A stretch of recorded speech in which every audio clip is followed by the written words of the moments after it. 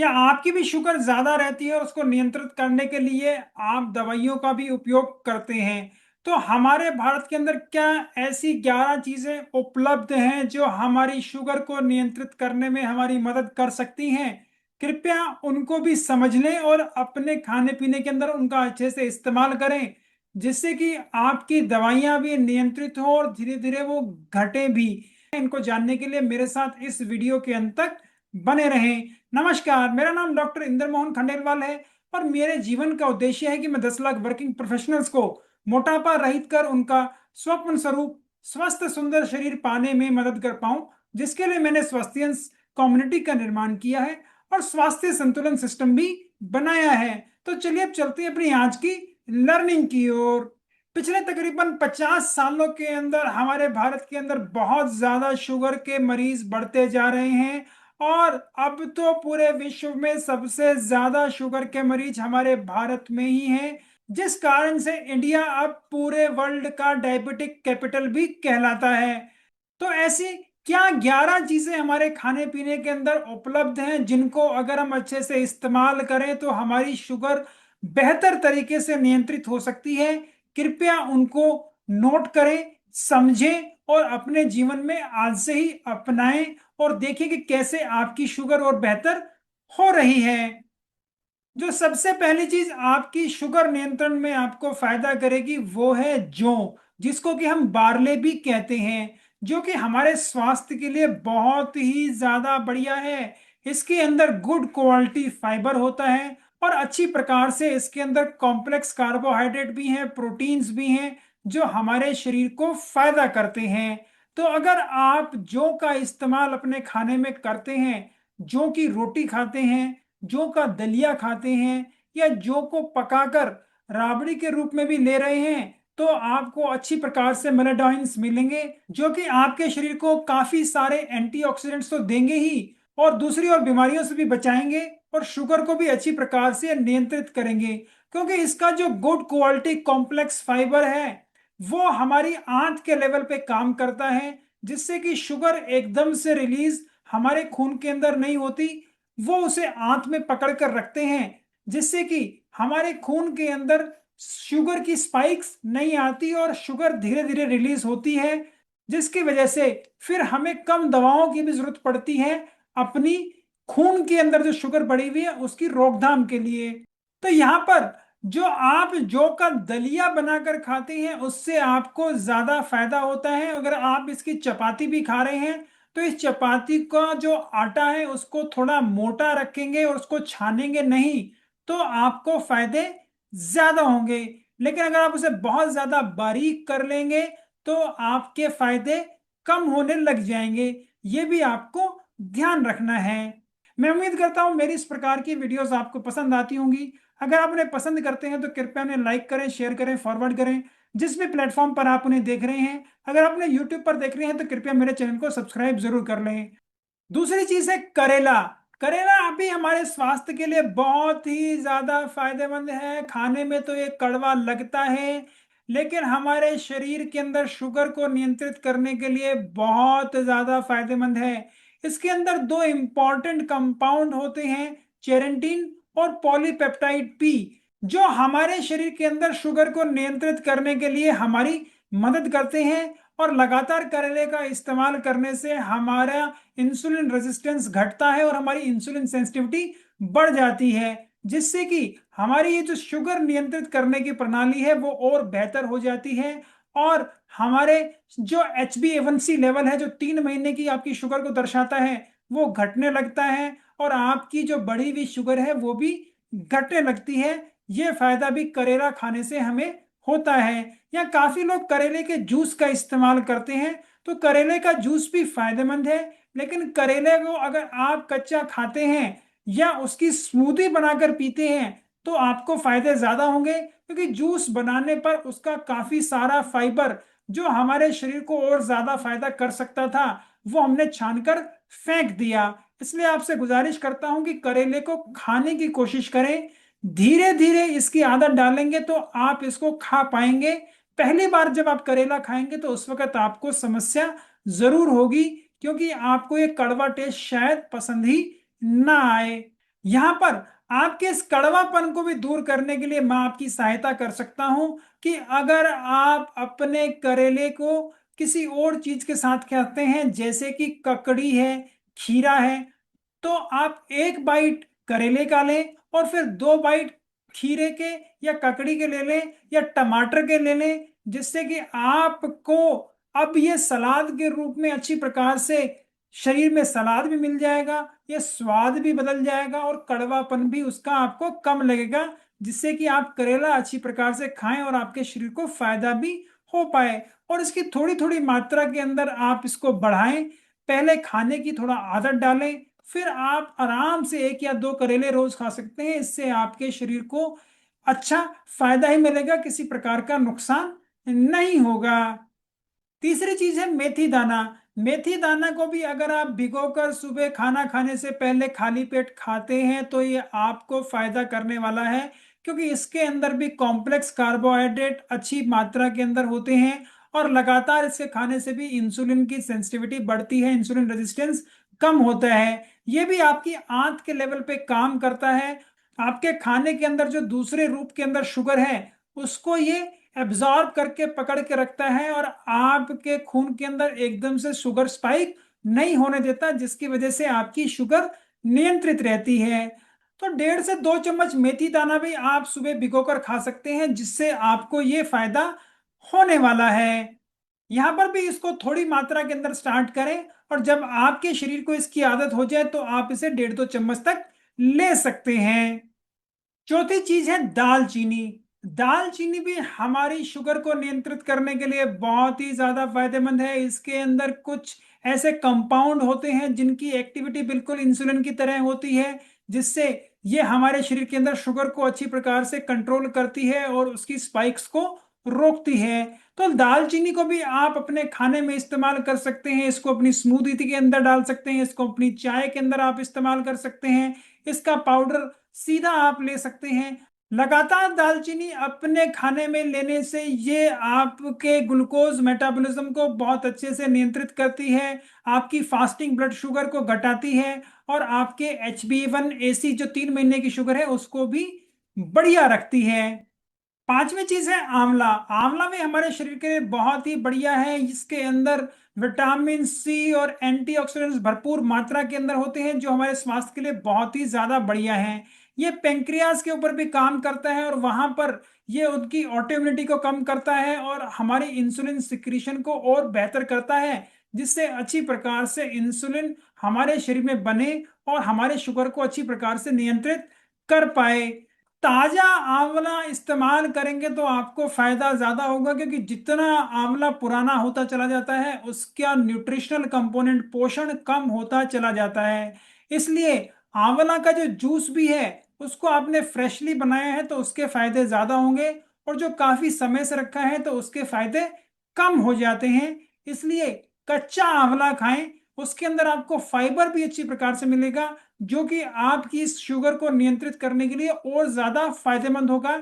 यहीं पर काफी लोग आंवले का मुरब्बा डाल लेते हैं और उसका इस्तेमाल करते हैं, उससे आपको इतने फायदे नहीं होंगे। हालांकि यहां से आपको नुकसान ये होगा कि इस वक्त उस मुरब्बे के अंदर भी आपको इतना शुगर आपसे मिल रहा है, जिससे कि अब आपकी शुगर बढ़ेगी ही घटेगी नहीं। तो शुगर के मरीजों को इसके मुरब्बे का इस्तेमाल नहीं करना चाहिए, उन्हें कच्चा आंवला दिन में एक खाना चाहिए, उससे फायदे आपको ज्यादा होंगे।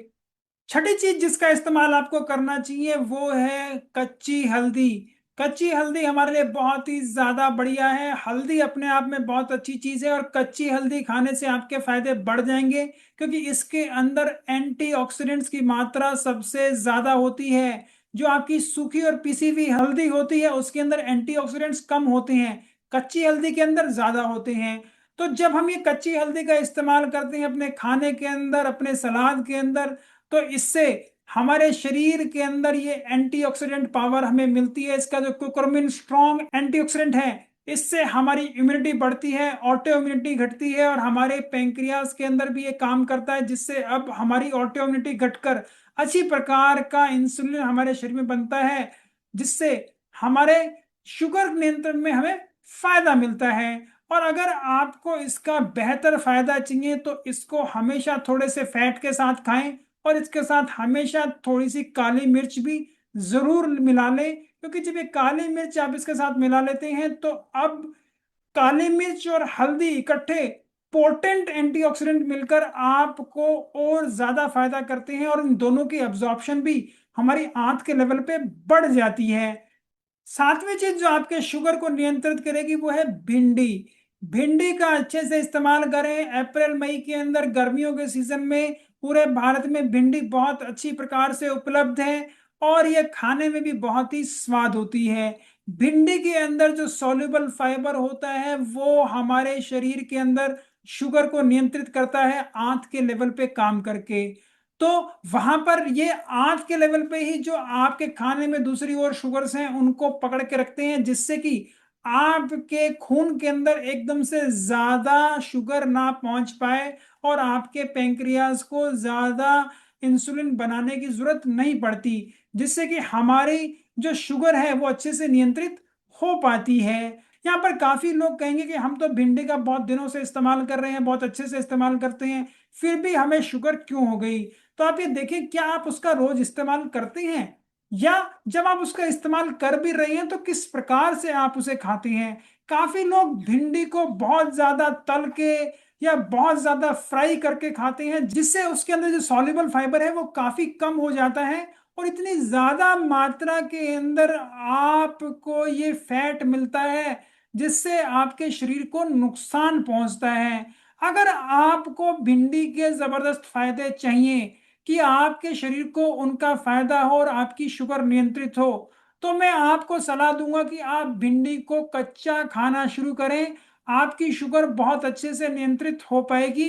या भिंडी के पानी का इस्तेमाल करें कि आपने भिंडी ऊपर या नीचे से काट दी है, उसके बाद उसको पानी में रखा है, 10 से 12 घंटे के बाद इसका जो पानी के अंदर म्यूकिलेज चला जाएगा, जो ये चिकना पदार्थ आपकी भिंडी के अंदर होता है, यही वो सॉल्युबल फाइबर है जो आपकी शुगर को नियंत्रित करता है। तो उसको जब आप पिएंगे तो आपको फायदा होगा। हालांकि सबसे ज्यादा फायदा जैसे मैंने बताया उसको कच्चा खाएंगे तो आपको होने वाला है। कोशिश करें शुरुआत में 5 भिंडी से शुरुआत करें, और बाद में इसको 15-20 भिंडी एक बार जब आप खाना खा रहे हैं उस वक्त बस उसको सलाद की तरह खाएं, आपको फायदे बढ़ जाएंगे। और अगर आप भी जानना चाहते हैं कि कैसे आप अपनी बीमारियों से दूर जा सकते हैं, अपनी दवा कम कर सकते हैं, तो उसके लिए मेरे साथ आप एक 1-to-1 मीटिंग भी बुक कर सकते हैं मेरी वेबसाइट पर, जिसका कि लिंक मैंने डिस्क्रिप्शन में दे दिया है। तो उसका भी इस्तेमाल कर अपने स्वास्थ्य को अच्छा और बेहतर करें। आठवीं चीज है जो आपका शुगर कंट्रोल करेगी वो है जामुन।